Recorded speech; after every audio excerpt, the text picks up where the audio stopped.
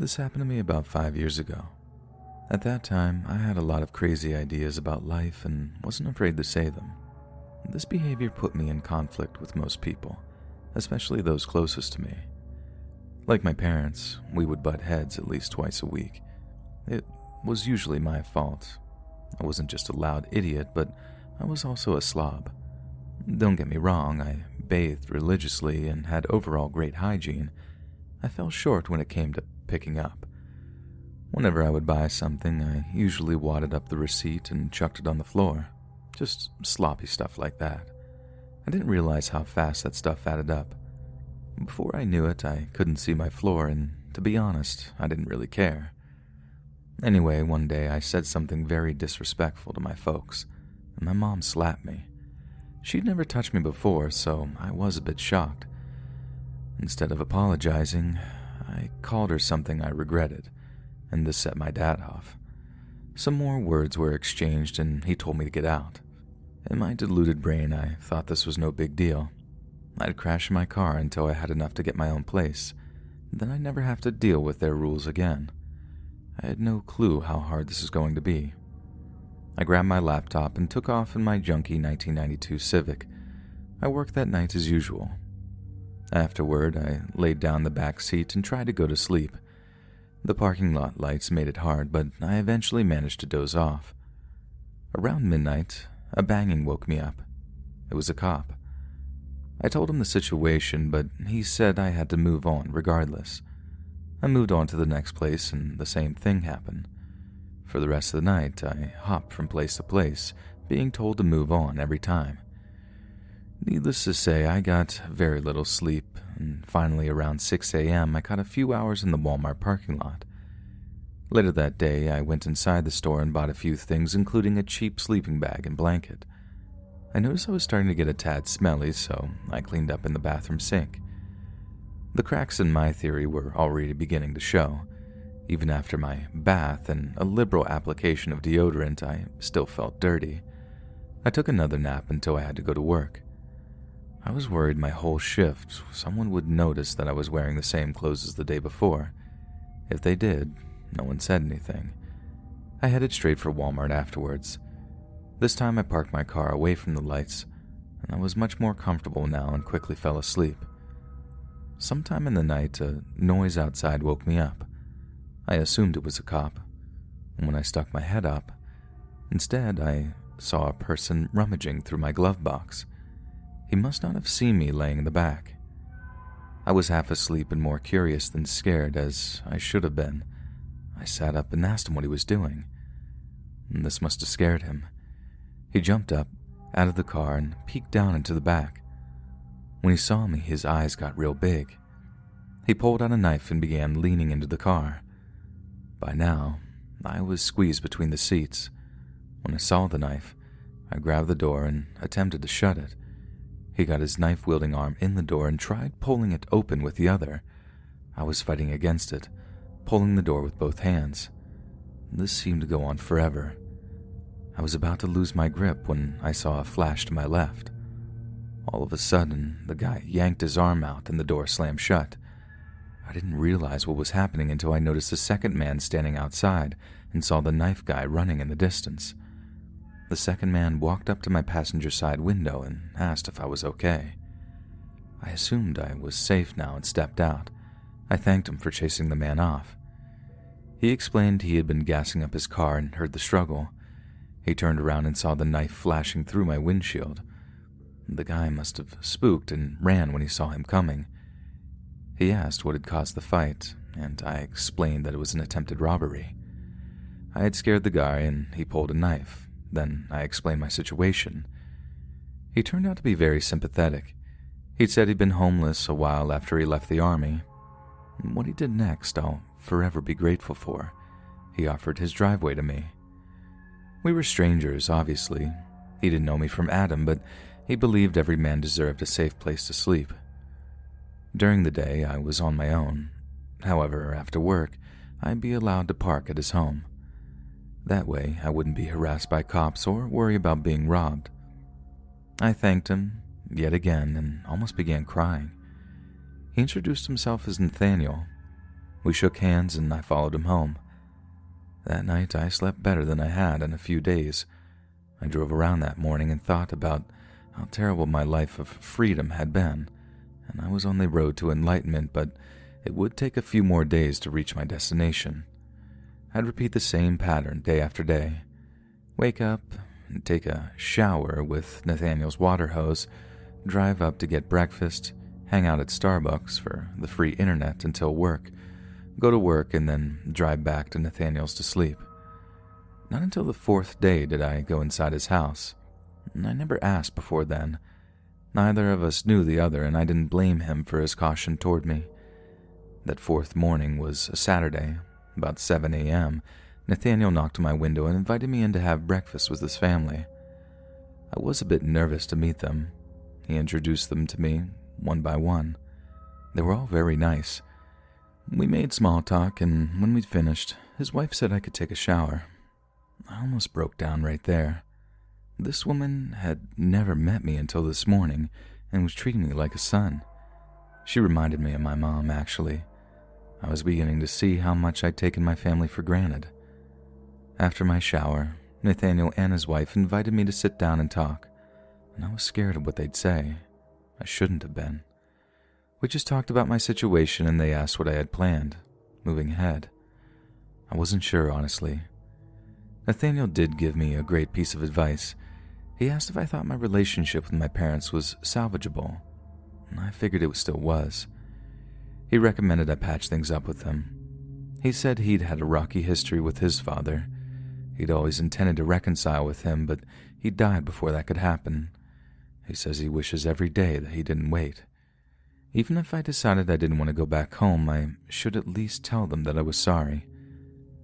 I thanked them for the advice and all their hospitality. And later, as I sat there at Starbucks, I thought a lot about how I'd treated my folks. It wasn't until that morning that I realized how lucky I truly was, and I decided I wanted to go home.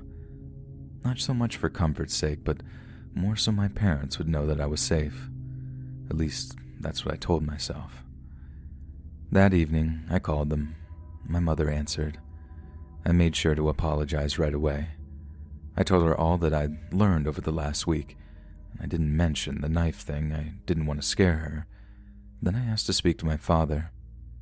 I apologized to him also and said most of what I told my mother. Only then did I ask if I could return home, and then he said, "Of course you can.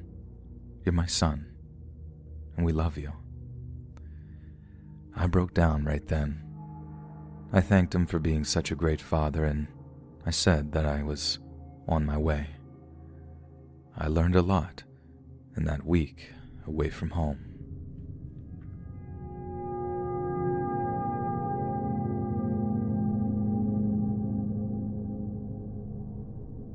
In my hometown, there exists a neighborhood of old houses caught in a limbo between opulence and poverty.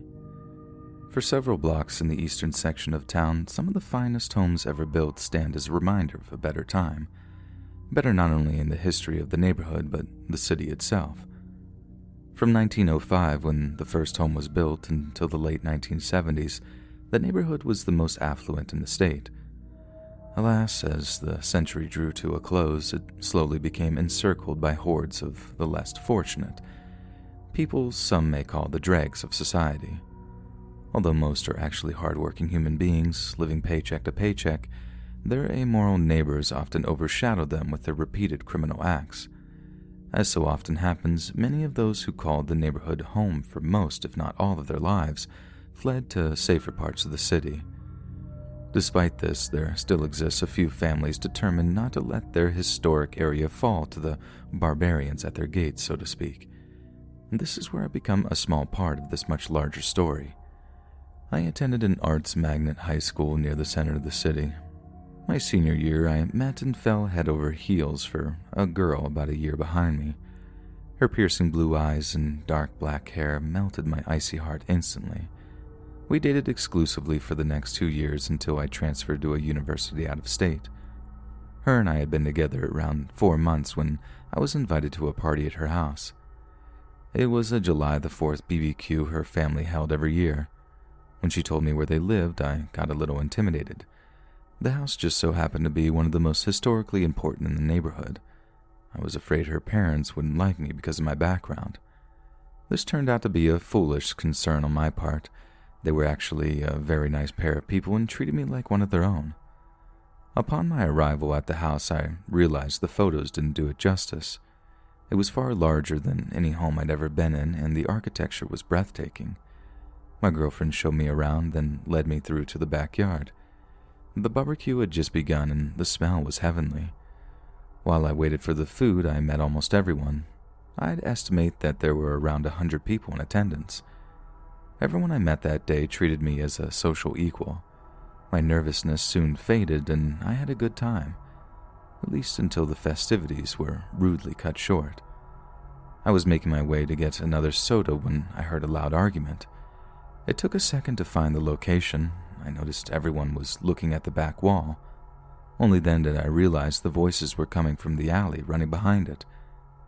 The guests tried to ignore the yelling and continued talking amongst themselves. I admit my curiosity got the best of me.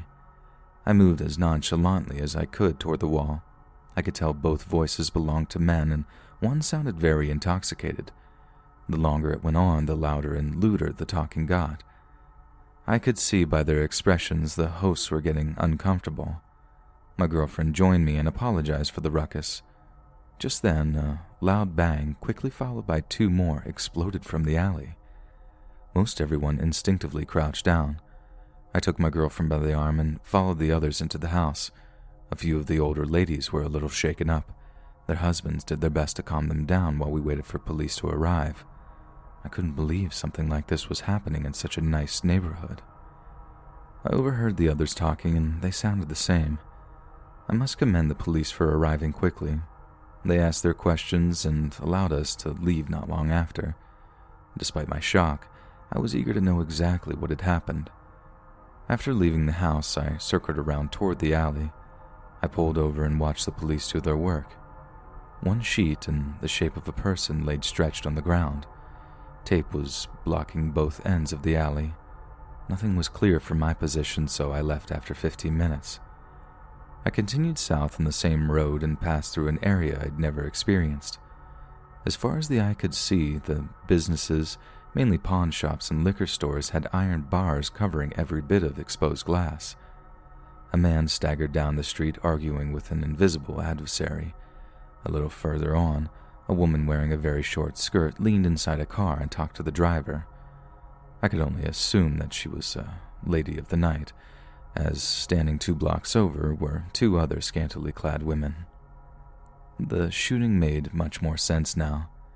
I'd grown up in a blue-collar neighborhood. I was aware of bad stuff happening, but social decadence on this level and out in the open was something I'd only seen in movies. It existing so close to a world of affluence and beauty turned everything upside down.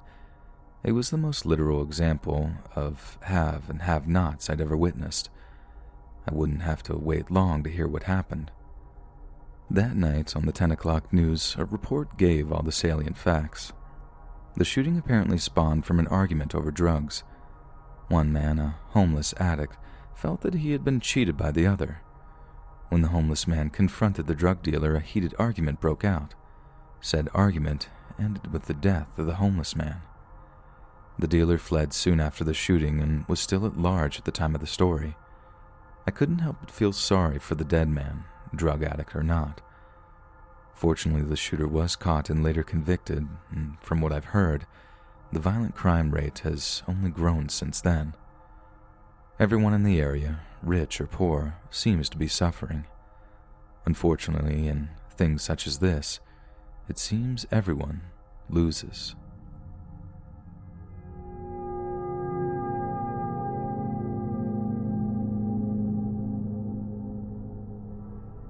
I'd barely had a job a week when I met Wallace. I think I'd seen him around town before, although I'm not sure. The homeless are not my primary concern when I'm busy doing errands. He seemed like a nice guy, more of a gentleman than I'd expected from someone in his position. I did my best to treat him with respect. He was still a human after all, and our initial problems stemmed from his hygiene. His breath was overpowering, and his overall smell sometimes made me gag. 5 days out of the week I saw him. I kept my distance and talked to a minimum.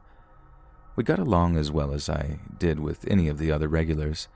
I hadn't noticed his growing infatuation with me at the time. I'd never been the type to make eye contact. Perhaps I would have caught on if I was. How he got the crazy idea that I was interested in him, I can't possibly fathom. I was a 23-year-old girl, and he was at least 50. Even if he didn't smell like a garbage can, he and I would never have been involved. It couldn't have been more than a month before the flirting began. It was tame at first, but as time passed, he grew far bolder. I can't remember one time that I encouraged him. Maybe I laughed at something he said, and he took this as a sign of approval. I'll probably never know. Regardless, the flirting got so bad I had to scold him, and he didn't take this very well. The following Monday, another employee told me that he had said that I was leading him on. I laughed it off at the time, but was secretly kind of worried. That afternoon, he didn't have much to say. I was fine with this and hoped things would return to normal. However, after a few days, the sickening smile and flirting would return. The day he touched me was the final straw. I yelled at him and he bolted from the store. My manager, who was already well aware of the situation, ran out of her office. I explained that Wallace had attempted to put his arm around me. My skin still crawls every time I think about it. After that, he was banned from the store where I was working. It felt like a massive weight had been lifted from my shoulders. Now, I realize how naive it must have been to think the problem was over. It would actually become far worse. I wouldn't see Wallace in the store after that. It appeared that he was following the rules. Another week went by before I noticed him walking up and down the sidewalk directly across the street. I initially got worried, but after a while he disappeared and I figured I was overreacting. I went on with work and didn't see him for the rest of my shift. That night, as I locked up, I looked around, but he was nowhere to be seen. The short walk to my apartment went on as usual. A few people milled around, but the area was quiet. Once I was inside, I took a shower and dropped down on the couch. I resumed the show that I was watching and must have fallen asleep. A noise from outside woke me up a little later. It sounded like a man yelling. I sleepily stumbled to the window and peeked out. It was the worst thing I could have done. Down below stood Wallace. He was staggering around, yelling my name. When I opened the curtain, he looked right at me. I tried closing it, but it was too late. Now he knew where I lived. He began laughing and walking up the stairs. As he got closer, I could tell that he was very drunk. I'd never seen him like that before. His words chilled me to the bone. He said that he was tired of my games. He was going to teach me a lesson, whether I wanted it or not. There was no doubt what he intended to do now. I ran for my phone and dialed 911. The operator asked me the usual stuff. I told her a man had followed me home, and I was almost positive he intended to force himself on me. She told me officers were on their way. A loud bang came from behind me. Wallace must have been inside my apartment now. The banging happened again. I realized he was beating on my window. His words, despite being slurred, now had me in a near panic. His voice had an unbelievable tinge of evil to it. He began banging harder and harder on the window. I was afraid that it would break any second. I was in full panic mode now. I heard a woman screaming and realized it was me. I must have been ranting at the operator. She was doing her best to calm me, but the pounding combined with his disgusting words had driven me over the edge. Suddenly, the pounding stopped. I turned toward the window, believing it to have burst. It was still intact. A struggle had replaced the pounding. I dared to look out. Just outside my door, on the landing, 3 police officers were fighting to get Wallace under control. He was lashing and cursing at them, battling to get free. I was terrified he was going to get away and almost screamed as I watched. One of the officers finally shot him with his taser. Only then were the other 2 able to get him under control. They slapped handcuffs on him and drug him away to the patrol car, and I almost broke into tears. The relief I felt was unimaginable. One officer stayed behind. He knocked on the door and assured me that they had Wallace in custody. I opened the door and welcomed him in. I felt bad for him. He had a cut on his forehead from the struggle, and I asked if he was okay, but he shrugged it off. We were soon joined by a female officer. We sat down and I explained the whole rotten road that had led to this. I looked down at my hands and I noticed that I was uncontrollably shaking. I quickly sat on them so the officers wouldn't see. A paramedic arrived a few minutes later and asked if I needed him. I didn't, of course, and told him no. He treated the officer's cut while I spoke to them. I tried to relax after they left, but my heart continued pounding until dawn. Although I didn't get much sleep that night, I still went into work that evening. My manager tried to send me home after I told her, but I refused. She stayed with me until close, I guess to watch over me. She gave me a ride to home afterward. I do appreciate her concern.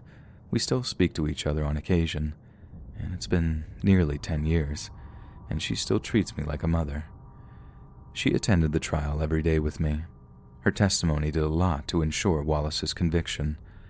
I think my situation scared her a little. She could have easily been the focus of his madness instead of me. I've since moved away from the city in which this took place. I'm not sure what had become of Wallace. Honestly, I hope he's turned his life around. When sober, he could be a good man.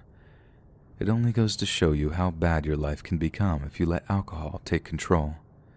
In Wallace's case, it not only took everything he had, it almost took everything from me, too.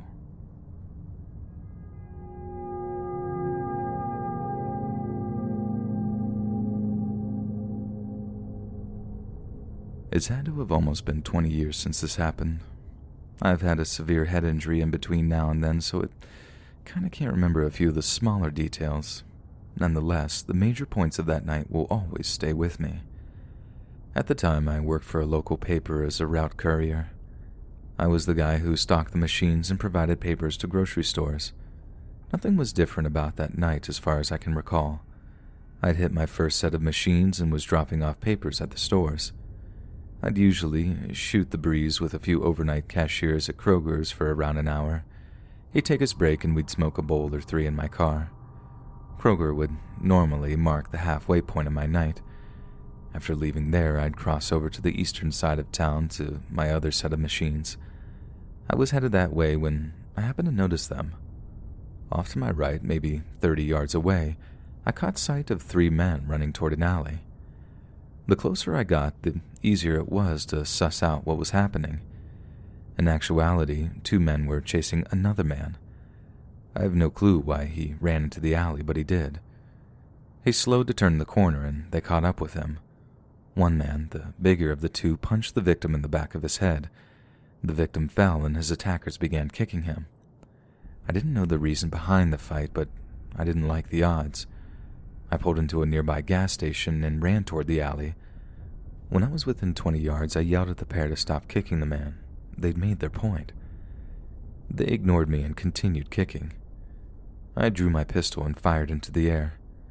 I began carrying it soon after getting the job because I was handling a large amount of change from the machines, and I didn't have a permit to carry, but my feeling of safety outweighed any legal issues for me at the time. They looked up with their first shot. When I fired a second, they ran off and out of sight. The man laid still on the ground. I ran up to him and checked his pulse. He was still alive, but blood was coming out of his nose and ears. I knew that couldn't be good. I carefully rolled him over onto his back, and that's when I first noticed who he was. He was a homeless man that I'd often saw while working my route. I'd even spoken to him a time or two. I've slipped a 5 into his pocket once so he could get some food. He never asked for it, and that's probably why I gave it to him. At this moment, who he was wasn't important, and he needed help, and he needed it soon. I ran back over to the gas station and called 911. The ambulance arrived first. I led them over to him, and they went right to work. The cops showed a minute later, but from the start, they didn't look happy. I told them what I'd seen and the directions the attackers had fled. I left out the gun part, of course. Once the cops said something like they had done the old guy a favor, I didn't find it funny and I told him so. The second cop spoke up and seemed a little kinder. After they took my name and other info, they said that they'd give me a call if they needed me. The paramedics loaded the man quickly into the ambulance and sped away. The officers returned to their car without even a thank you. They pulled away, took the first left, and disappeared into the night. I was left standing alone in a parking lot at 3 a.m. The entire intersection with the emergency services only lasted 10 minutes max. I was a little confused. While I appreciated their quick reaction, I got the impression no one cared about the victim, especially the first officer. You can probably guess that I never heard from the police. I even called the hospital to find out the victim's fate, but they wouldn't tell me.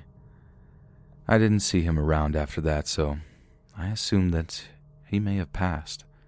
The entire episode gave me a dim view of mankind. Although I'll never change the way I treat my fellow man, I'll never expect the same show of kindness from anyone else ever again.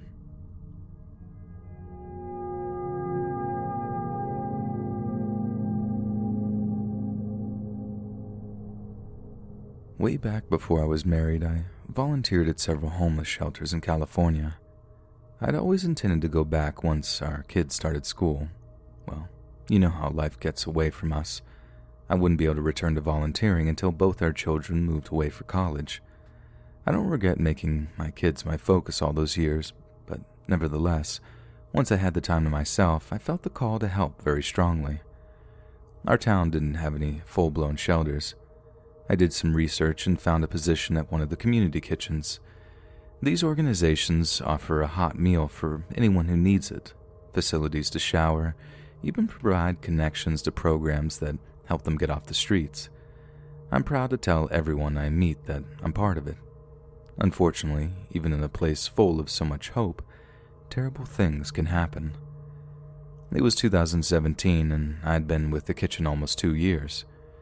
In that time, thousands of faces passed in and out of those doors. Not until I met Hollis had I formed any close relationships with our clients.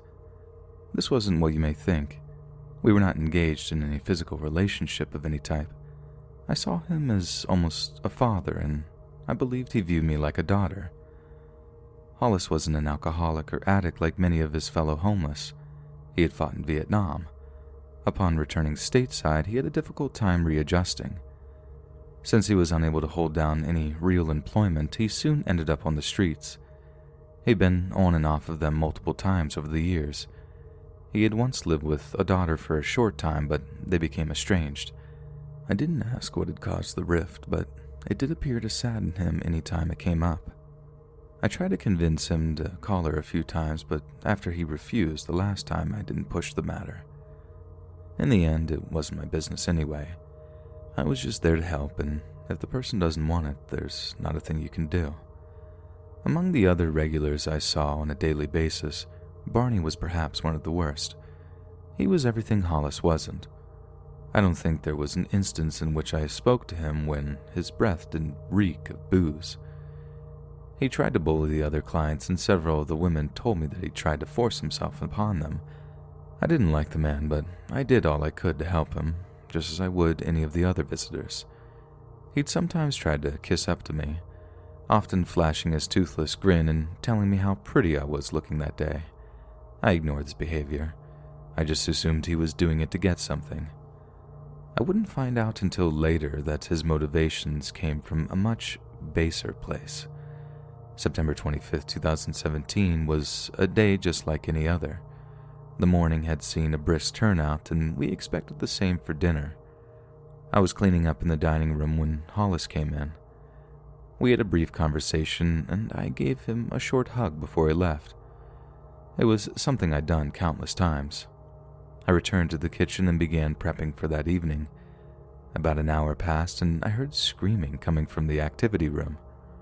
Roman, our head cook, volunteered to check it out. I stayed behind at his behest, and no more than a minute later, he ran back to the kitchen. He was short of breath and acting panic. As soon as he could speak, he said Hollis had been stabbed.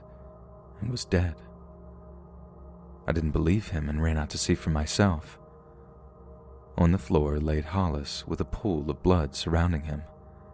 A couple of women were crying nearby, and most everyone was staring with shocked faces.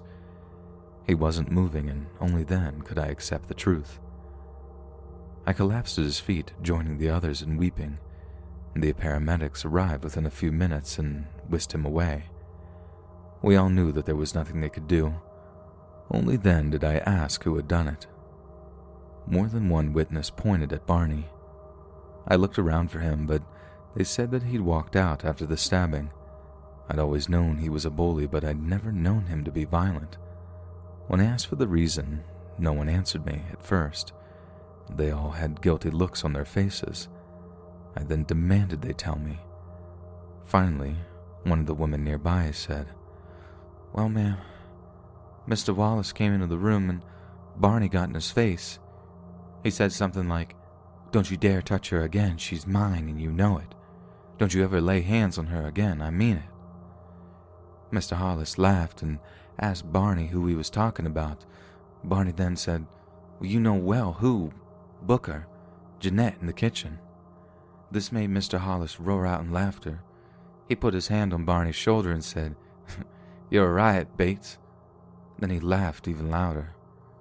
And this made Barney furious. He pulled a knife out from his pocket and stabbed Mr. Hollis.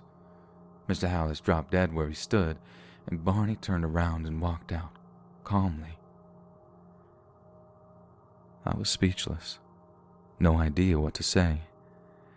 Barney never gave me a reason to believe he was obsessed with me, certainly not enough to kill. I sat down and began bawling again, my hands over my face in shame. The idea of being the cause of Hollis's death was horrifying. It seemed like hours before I could get it together. By then, words were filtering in that Hollis had been pronounced dead upon arrival at the hospital. It wasn't a shock.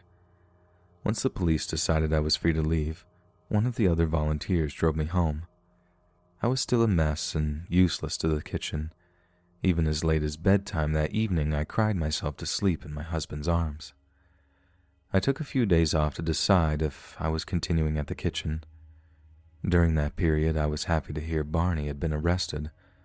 I've heard he told the police it was self-defense, but I know for a fact Hollis didn't have a mean bone in his body. Doing it in front of a room full of people didn't help his case either.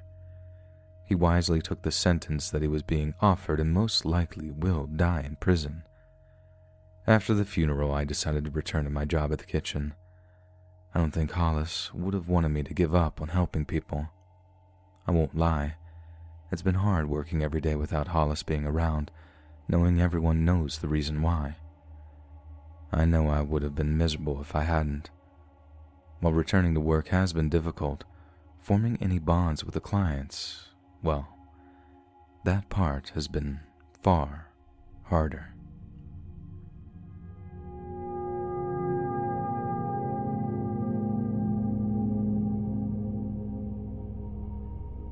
A mere 5 years ago, I discovered the existence of a silent plague sweeping the nation, an unknown wildfire roaring unhindered through our homeless population.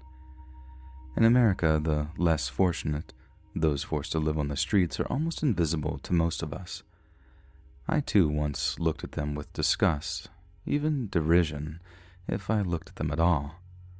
That was until a series of events occurred that drastically altered the way in which I viewed them. In 1995, I inherited a small corner store from my father. He, along with my mother, opened it in 1962. At that time, the neighborhood was home to predominantly Catholic blue-collared folks. As I grew older, I watched the neighborhood undergo massive change. With the influx of very low-income individuals to the area, most made the move to nearby suburbs.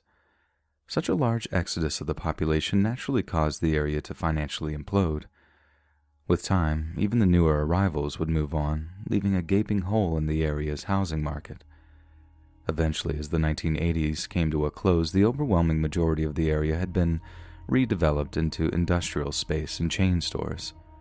We were the last of a dying breed, and we knew it. By the point I inherited the store, our remaining time was measured in months rather than years. Most old stores like ours usually only attract a small group of patrons. We still had our die-hard customers. These came from the last few remaining families still living in the neighborhood. They were usually the old, my parents' generation and older.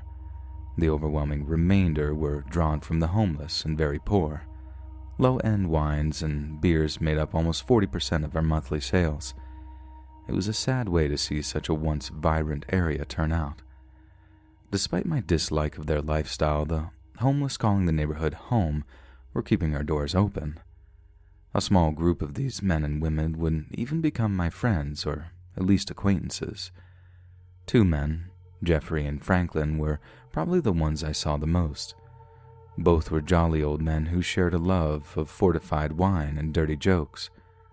Every once in a while, they wouldn't have any money, so I'd let them stock the cooler or sweep the floor for a bottle of Mad Dog. It seemed a better option than them possibly stealing it. Early spring of 2015, something changed. Franklin stopped coming in. He'd been coming into my store 7 days a week for as long as I could remember. I was a little concerned, but assumed he may be sick. When he didn't show for the third day in a row, I knew something had to be wrong. A few of the others, including Jeffrey, hadn't seen him either. I learned the location of a few of his haunts and decided to search each one. I finally found him at an abandoned warehouse. He slept there in the cooler months. He appeared to have been dead for several days. At least that's what the cops told me. They wouldn't know the cause for a few weeks, but judging from the puncture mark on his arm, he'd overdosed. I hadn't found a needle or anything near his body. I knew he wasn't an addict. We'd had a discussion about drugs once. He thought they were destructive. The irony of this coming from a drunk wasn't lost on me. It was a hard pill to swallow. I didn't want to accept it, but as time passed, I learned things about Franklin, things he'd lied about in the past. Despite his story of hating drugs, I'd found out he was no stranger to them. In his younger years, he'd been quite the amateur chemist. I suppose I shouldn't have been surprised. He was a homeless drunk. I chalked it up as a learning experience and moved on. After that, I took what Jeffrey and his friends told me with a pinch of salt. I wasn't angry at them. I should have known better. Life had just begun to get back to normal when another of the family disappeared. It was Jeffrey this time. Just like Franklin, I waited a few days before asking around about him. No one knew anything for about a week. Then one morning, an on-and-off-again girlfriend of his came in for a bottle. She only shopped the store on rare occasions. I took the opportunity to ask about him. Her face dropped, and she looked down. "You haven't heard?" Not knowing what she meant, I naturally said no. "He got a hold of some strong dope and OD'd on it." I shouldn't have been shocked, but I was. I knew Jeff dabbled with drugs from time to time. Quickly, however, my shock gave way to suspicion. How did two men overdose on heroin so close together? I asked her if a string of overdoses was going around. It does happen once in a while. She said no. As a matter of fact, she hadn't heard of any other than Franklin. A second overdose so close to the first, I couldn't shake my feeling of unease. The next few days I turned it over in my brain. I did my best to see it objectively. Any outsider would have no problem saying this is normal. Addicts die sometimes. It's a side effect of the habit. I looked at the deaths from every angle I could fathom. Nevertheless, something still ate at me. I began spending my time after work watching the homeless and asking them about outsiders. Technically, I was one myself, but somehow got a pass. A few names would come up in the course of my sort of investigation, I guess you could call it. None would go anywhere. They all turned out to be your run-of-the-mill do-gooders. I couldn't see any of them giving bums hotshots or the like. I continued to follow this path for around a month. I was beginning to feel stupid with my theories. They weren't the first homeless men to die from drugs and certainly wouldn't be the last. I was 2 days away from calling it quits when 2 more men died. Like the others, both overdoses. I'd got the news from a couple of women who came into the store. Now, even the homeless themselves were beginning to sense a problem. They swore to me neither man ever touched anything more than booze. While I was skeptical of their claims, I was now fully on board with my sort of serial killer theory I had going.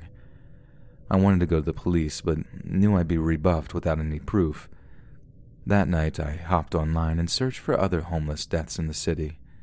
Minute after minute, the net sprawled out farther across the state, then across the country. Not every death was drug-related. In some cases, the homeless were disappearing in droves. In others, the killer was far bolder, killing them and dumping the bodies in the wide open. I had to stop after a few hours. I was overwhelmed by what I had found, whatever it was. It looked to be far worse than I could ever have dreamed of. This wasn't one psychopath drugging the homeless in one small city. It's a nationwide nightmare. Throughout our country, countless numbers of people are preying upon them. I couldn't be the only person who's connected the dots. I knew I couldn't stop it all, but I was determined to stop it in my city. I spent a week compiling every article, posting, and news report I could find. I made connections with others on the same trail I was on. I tried to get the police to listen. I made countless phone calls and personal visits to every precinct in the city. No matter how hard I tried, no one believed me. I thought perhaps the FBI would. Unfortunately, it went as much as it had with the cops. The feds said it wasn't their responsibility. After constant attempts to get law enforcement to listen, I finally gave up. I was at the end of my rope. By now, I had to close the store and was living off my meager Social Security checks. I thought that my options had run out until an acquaintance on Reddit put me in contact with the local reporter. A couple of months ago, we had a meeting where I showed her my evidence. She was very receptive to it. Her editor gave her the go-ahead, but insisted we have a name before publishing the story. I've been compiling a list of suspects since I initially began my journey. The recent epidemic has made things difficult. Fortunately, I've received an email from an anonymous source who may have the information I need. I hope this means I'll have that name in a few days, so keep your eyes peeled. Very soon you may see a groundbreaking story on the front page of your paper. It's something I've been looking forward to for a long time, but I know I can't rest on my laurels. Even after the story breaks, I still have loads of work to do. As I've said, this is a nationwide sickness and potentially worldwide.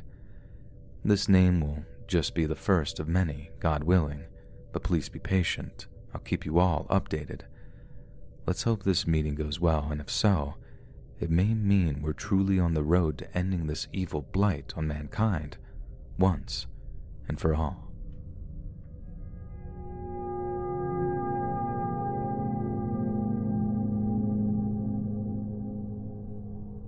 I'm a 31-year-old man currently living in Florida. The following story takes place when I was 17 and living in Kansas City, Missouri. I lived in Kansas City my entire life, was even born there. My childhood had been a happy one until the death of my father. His death plunged us into the depths of poverty and forced our mother to sell our home. Our new neighborhood was riddled with crime and drug addiction. This drastic change of lifestyle hit me very hard. At first, an overwhelming feeling of hopelessness enveloped me. As I got older, however, the despair transformed into a determination to break free, to escape the grinding poverty surrounding me. At 16, I began working. Most jobs were only temporary, a few weeks at most.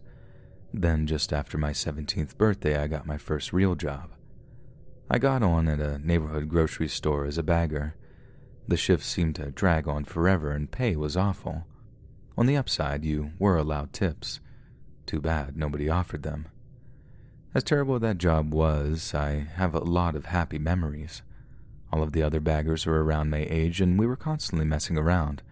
Probably the funniest guy was Martinez. He would always mess with the homeless that hung around the parking lot. His favorite thing was to tell a drunk guy that another homeless man had called him names or made a remark about his mother. About 60% of the time, this would cause a fight or an argument to break out. Watching two drunks try to swing at each other sure made the day go by faster. And I realized how cruel this is now, but at 17, I thought it was hilarious. This ignorant attitude would begin to change one late night just before closing. I was killing time until my shift ended. I had about 15 minutes left, and I was very slowly gathering up cards to bring inside. I remember stopping at one point to pick up a lottery ticket. I was checking to see if it was a winner when I heard loud voices off in the distance. I figured it was some drunks screaming at each other. I still had some time to kill, so I walked around to the location that I thought the voices were coming from. Sure enough, I saw two homeless men in a full-blown yelling match. The yelling lasted another minute or so until one of the guys pushed the other down. The guy got up and charged his attacker with a balled fist. I thought I had lucked out. Within 30 seconds, they were rolling around on the ground, taking occasional swings at each other. I covered my mouth so they wouldn't hear my laughing. I didn't want anything to ruin this priceless moment. One of the men finally got back to his feet and cussed out his opponent from afar. He was out of breath and could barely stand up. Things swiftly ceased being funny after this. He walked over to a chain-link fence and picked up a large bottle of some sort. Then he bent over and broke it on the ground. All he was left with was the neck and some pointy shards of glass jutting from it. My heart began pounding and a sick feeling rose up in my stomach. The other guy must have known he was in danger. He tried kicking the weapon from his hand. When this didn't work, he grabbed for the other guy's arms, and it did no good.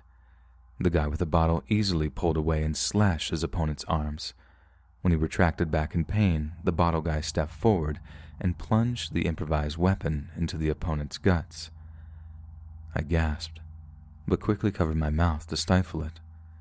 The bottle guy stabbed the other over and over at least 5 times until his victim dropped motionless to the ground.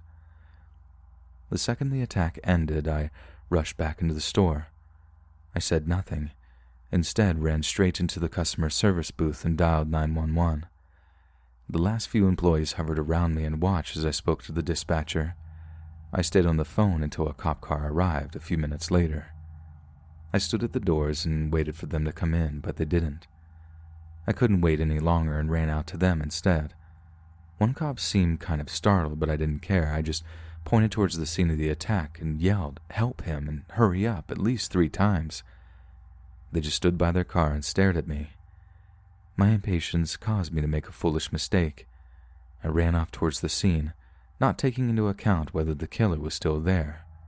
It worked, though. The cops finally got the stick out of their butts and got moving. They followed quickly behind me in the car until I stopped and pointed at the victim. Lucky for me, the killer had escaped while I was gone. The officers noticed the man and approached him.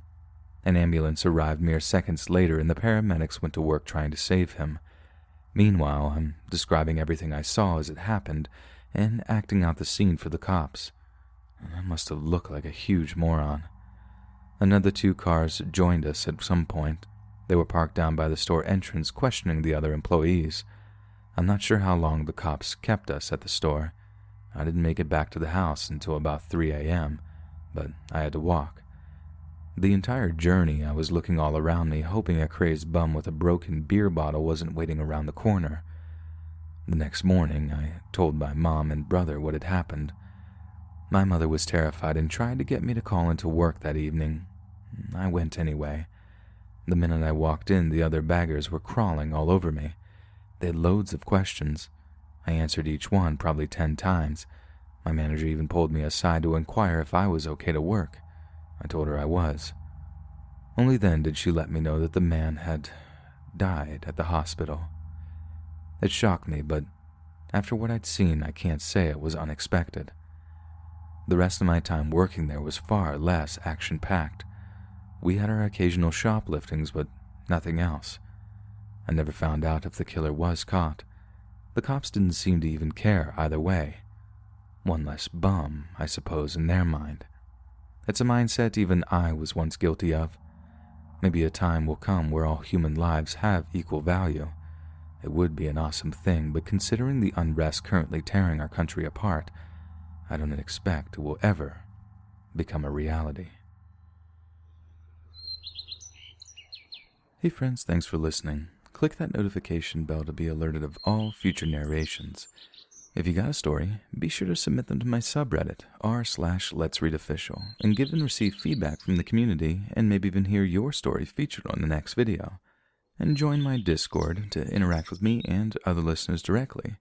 And if you want to support me even more, grab early access to all future narrations for just $1 a month on Patreon, and maybe even pick up some Let's Read merch on Spreadshirt. And check out the Let's Read podcast, where you can hear all these stories in long compilation form and save huge on data, located anywhere you listen to podcasts. Links in the bio. Thanks so much, friends, and I'll see you again soon.